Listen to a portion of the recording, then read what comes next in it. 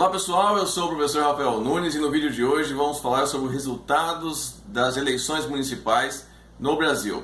Antes de mais nada, vai deixando aquele like, se inscreve no canal, também use a aba dos comentários, compartilhe o vídeo com seus amigos e familiares para a gente poder aí disseminar mais essas informações, tudo bem?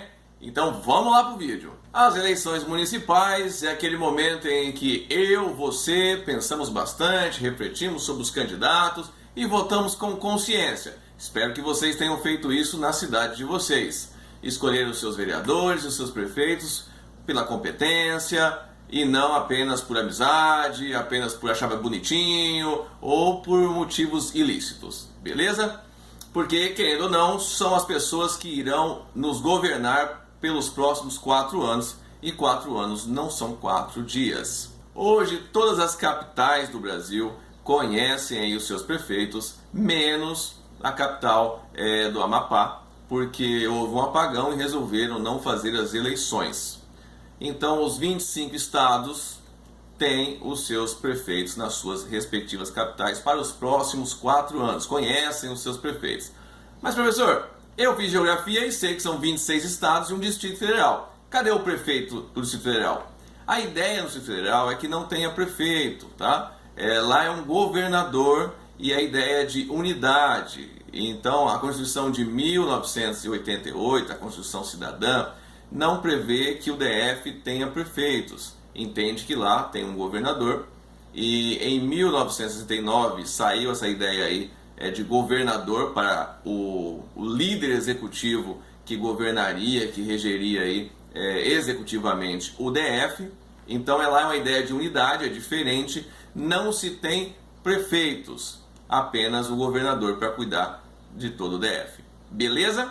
No saldo do primeiro e segundo turno, o MDB fica em primeiro lugar com 5 capitais, depois o DEM com 4 capitais e o PSDB também com 4 capitais. Mas qual foi o saldo das cidades brasileiras para esses partidos? Vamos lá. Nas prefeituras conquistadas por partido, o MDB ele continua em primeiro lugar. No entanto, ele saiu de 1.035 prefeituras em 2016 para 784 agora em 2020. Então ele perdeu várias prefeituras.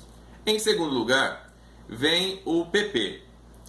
Ele aumentou de 495 prefeituras em 2016 para 685 agora em 2020.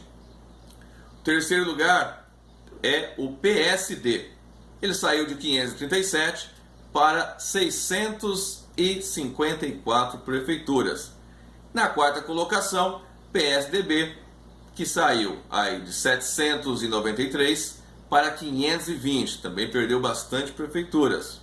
E em quinto colocado, o partido que mais cresceu, o DEM, que teve o maior crescimento em torno aí de 75%, 74%, ele saltou de 266 prefeituras para 464 prefeituras. Sabemos que o número de prefeitura não representa números de habitantes, até porque tem cidades com mais habitantes e cidades com menos habitantes.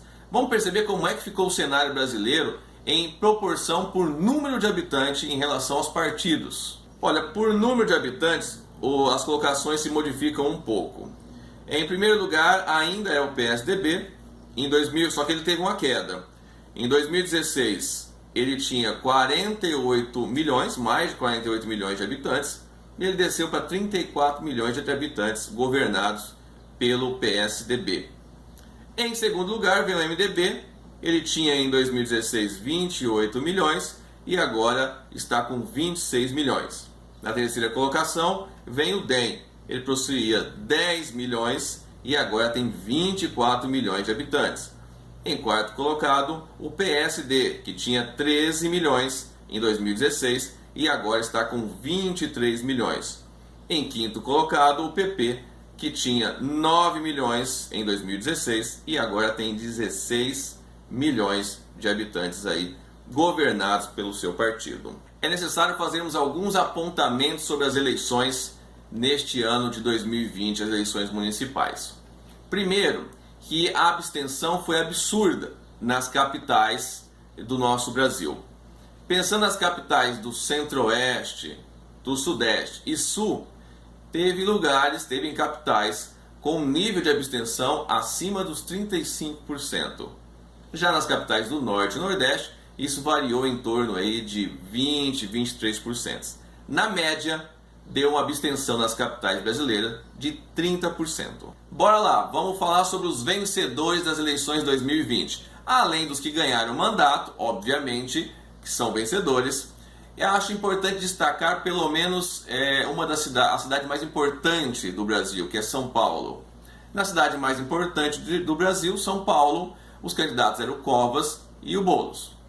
O Boulos não ganhou as eleições, mas teve 40% dos votos. Ganha uma grande notoriedade enquanto liderança política e vem forte, sem dúvida nenhuma, para as eleições de 2022 como líder político para fazer aliança ou para tentar novamente as eleições. Outro grande vencedor foi o DEM, o Democratas, que saiu de 263 prefeituras para 464 prefeituras.